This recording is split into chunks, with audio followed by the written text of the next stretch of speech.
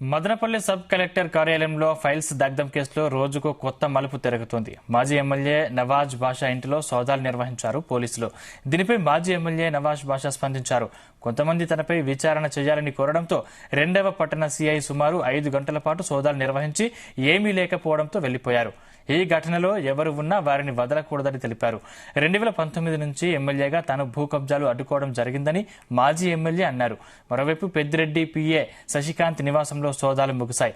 హైదరాబాద్ అయ్యప్ప సొసైటీలోని శశికాంత్ ఇంట్లో భారీగా ఫైళ్లను పోలీసులు గుర్తించారు. 4 పెట్టెల నిండా ఫైళ్లను, కీలక పత్రాల్ని స్వాధీనం చేసుకున్నారు. గత వారం 20 తారీఖున ఆదివారం రోజు మదనపల్లి సబ్ కలెక్టర్ ఆఫీసులో ఏదైతే ఫైర్ జరిగిందో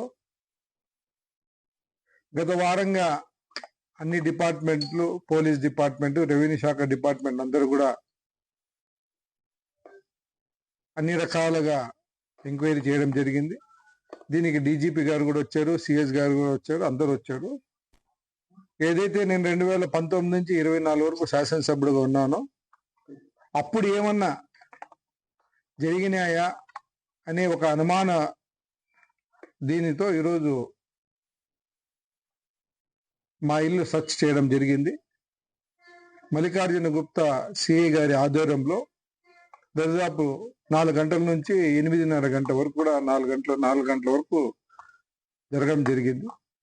ఎక్కడ కూడా ఏది కూడా దొరకలేదు. అన్ని ఇల్లు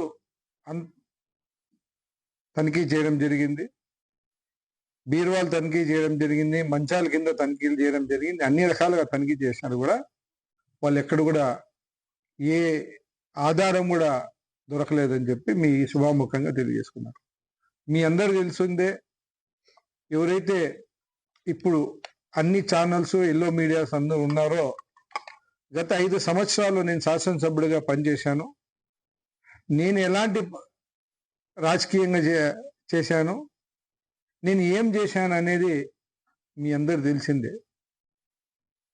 ఒక తెల్ల కాగితం మాదిరిగా నేను ఎక్కడ కూడా కానీ భూమి కబ్జాలు కానీ, కరప్షన్ కానీ ఏది లేకుండా చేసిన వ్యక్తి, ఎక్కడ కూడా తప్పు చేయని వ్యక్తి నేను.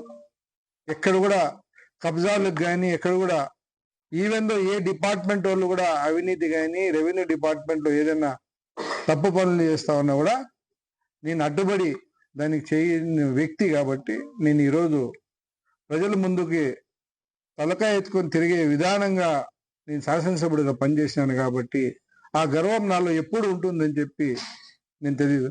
గత వారం 20 తారీఖున